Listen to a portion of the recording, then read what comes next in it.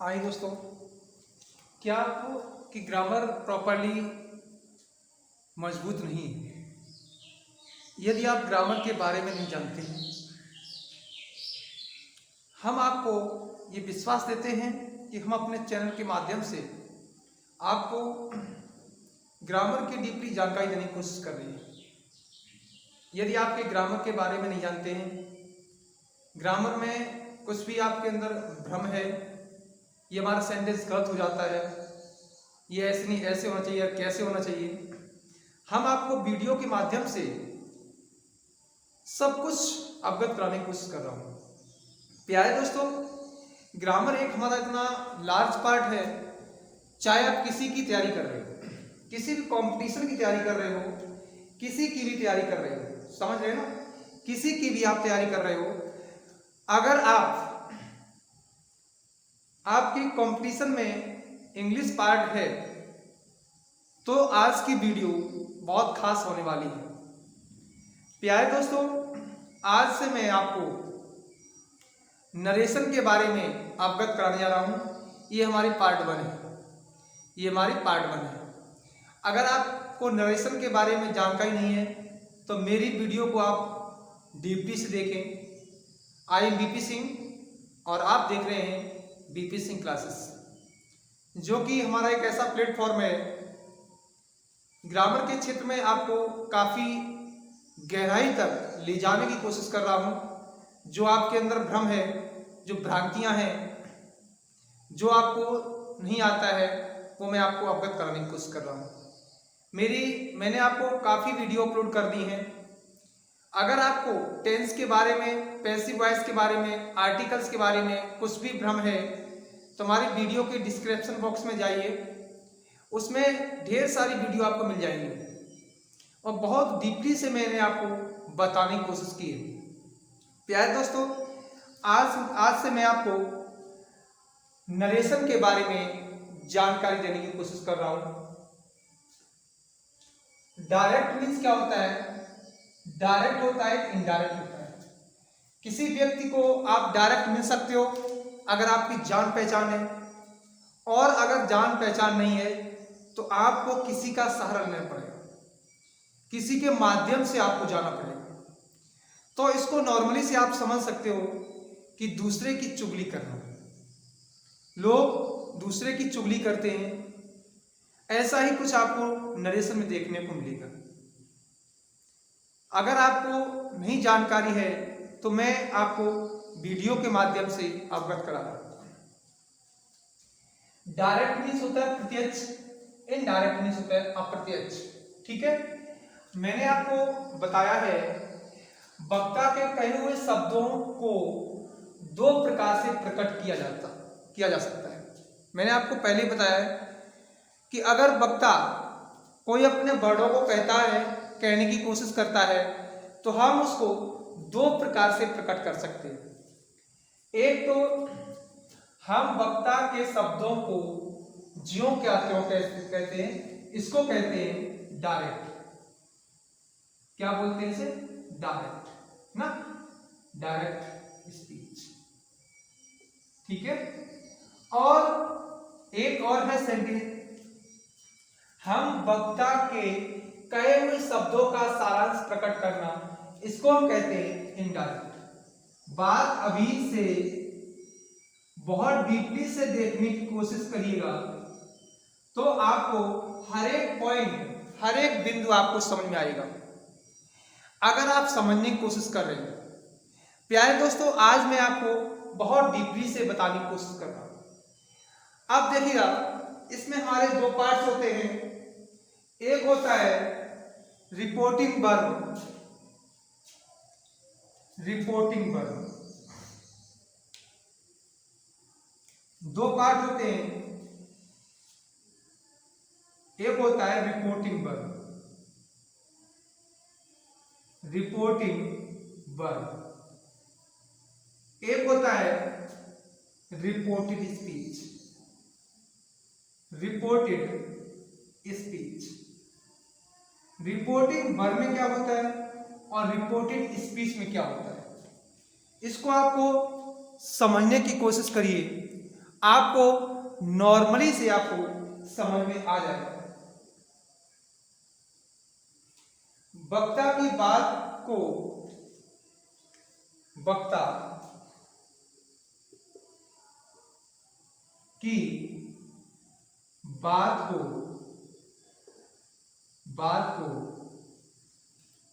प्रकट करना या कहना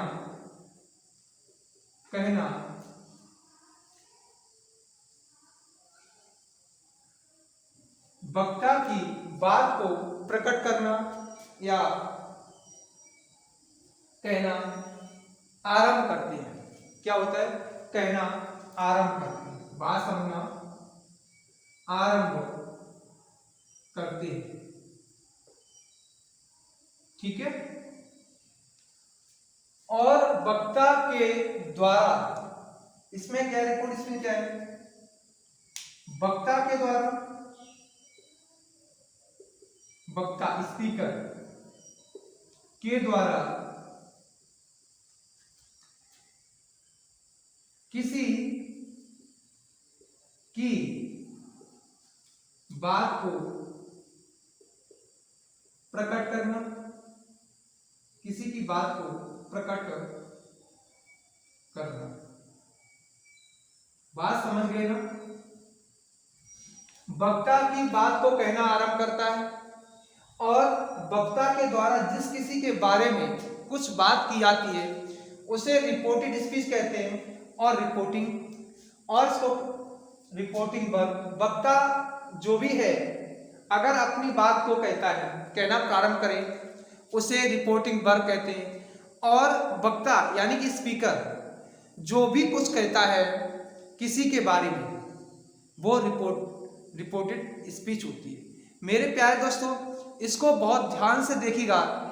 जैसे मैंने आपको एक सेंटेंस दिया, he says, comma invert comma, Ram is a good boy. बात इस चीज को समझिएगा, वक्ता ने क्या कहा? वक्ता ने कहा तो ये हमारा क्या हो गया? ये हमारी रिपोर्टिंग वर्ब हो गई। क्या हो गई बेटा? Reporting verb. इसको बहुत गौर से देखना है। ये हमारी क्या हो गई? Reporting verb. क्योंकि वक्ता यहां से प्रारंभ करता है अपनी बात को कहना, और किसके बारे में कहा गया है? राम के बारे में कहा गया है। तो ये हमारी क्या हो गई? Reported speech. Reported speech.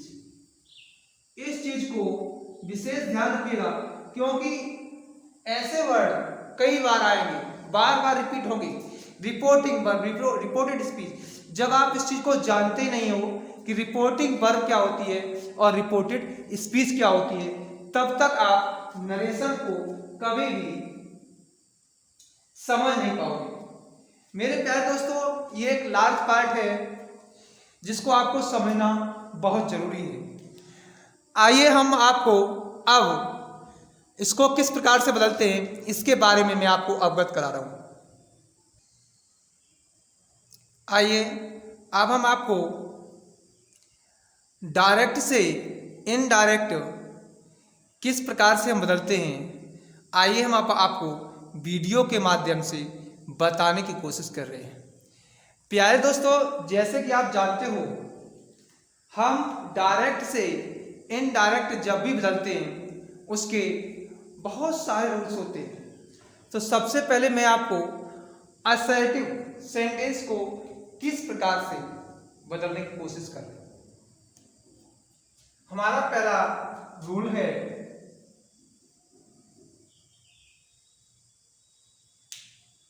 यदि डायरेक्ट स्पीच का वाक्य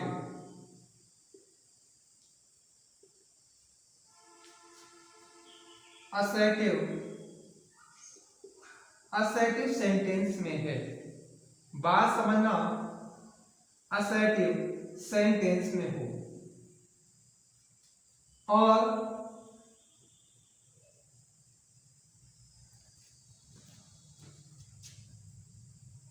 रिपोर्टिंग वर्ब का वाक्य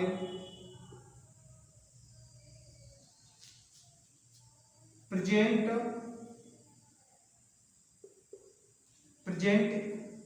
टेंस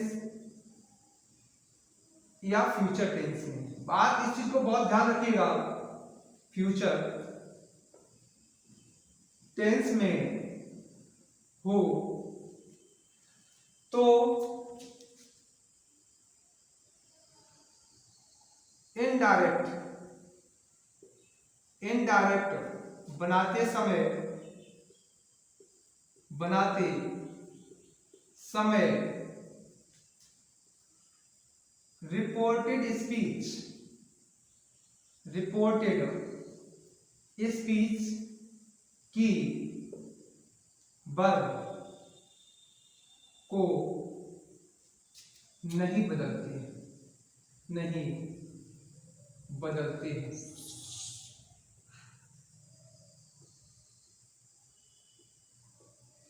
बात समझिएगा। तथा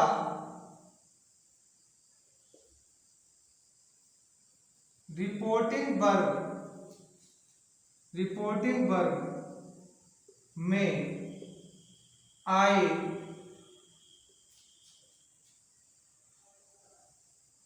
सेज टू या से टू को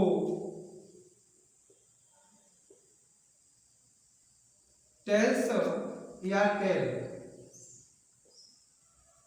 टेल में बदलते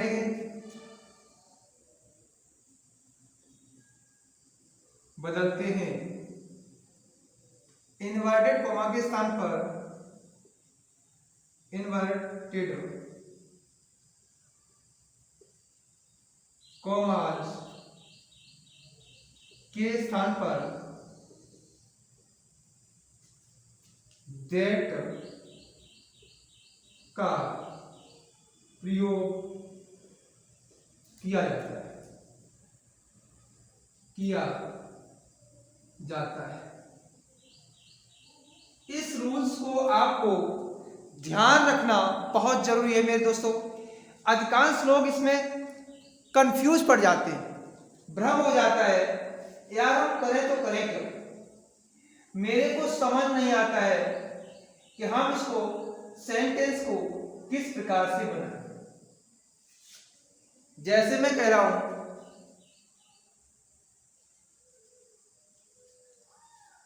एग्जाम्पल है फॉर एग्जाम्पल। इसको बहुत कायदे समझने की कोशिश करिएगा और बहुत मोस्ट इंपॉर्टेंट रूल्स है। लोग अधिकांश भ्रम में पड़ जाते हैं। जैसे हम कहें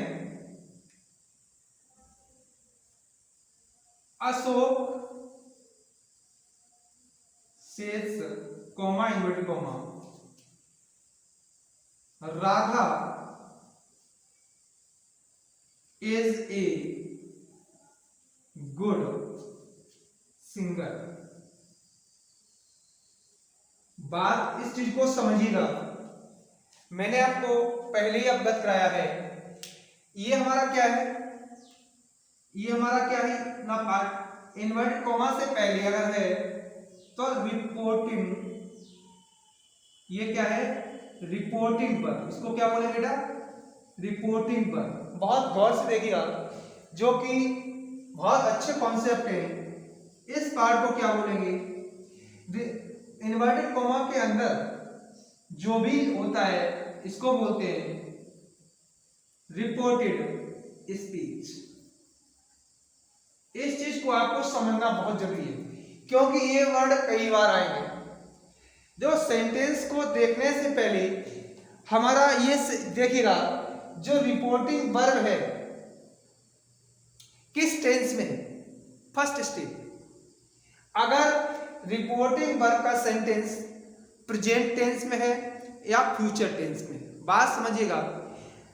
अगर रिपोर्टिंग वर्ब का सेंटेंस प्रेजेंट टेंस में है तो फ्यूचर टेंस में है, तो श्योरली आप रिपोर्टेड स्पीच की जो वर्ब होती है उसको आप बदलोगे नहीं, और लोग अधिकांश ऐसी गलतियां कर देते हैं।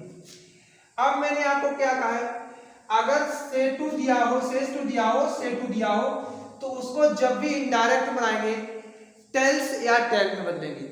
अगर हमारा यहाँ पर सेज दिया है तो सेज का सेज ही रखेंगे, क्योंकि सेज टू मैंने आपको कहा है टेल्स में बदला जाएगा। बात समझ गए ना? तो इस कॉन्सेप्ट को बहुत डीपली से देखिएगा। ये हमारा डायरेक्ट है, डायरेक्ट आप जानते हो डायरेक्ट स्पीच है, और ये हमारी जो हम बनाएंगे वो इनडायरेक्ट स्पीच में कैसे बनेगा, इस चीज को आपको समझना बहुत जरूरी है मेरे भाई। आप कुछ भी कर रहे हो, ये पार्ट आपको 100% हर एक कंपटीशन में आपको पूछा ही जाएगा। इसका इनडायरेक्ट कैसे बनेगा, देखो अशोक, ठीक है।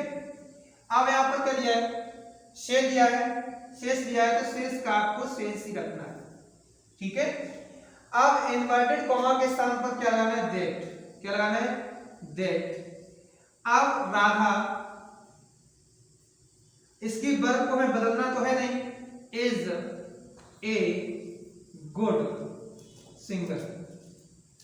बहुत इजी कॉन्सेप्ट है, अगर आपने समझ लिया तो श्योरली आपको बनाना आ जाएगा। ये हमारा इनडायरेक्ट स्पीच हो गया, ये हमारा डायरेक्ट स्पीच है। डायरेक्ट स्पीच मींस प्रत्यक्ष होता है, इनडायरेक्ट मींस अप्रत्यक्ष होता है। काफी सेंटेंस में आपको अध्ययन कराने की कोशिश कर रहा हूं, आप इस सेंटेंस को देखिए और समझने की कोशिश करिएगा। प्यारे दोस्तों, मैंने कुछ सेंटेंस आपके सामने प्रस्तुत किए हैं। इन सेंटेंसों को आपको बहुत गौर से देखना है। जो आपके अंदर भ्रम है, जो हमेशा डाउट रहता है यार ये सेंटेंस सही है गलत है, मैं आपको बहुत इजी कॉन्सेप्ट के साथ में बताने की कोशिश कर रहा हूं। आइए हम इसका एक्सरसाइज करते हैं। मीरा सेस, मीरा कहती है शीला इज, सीता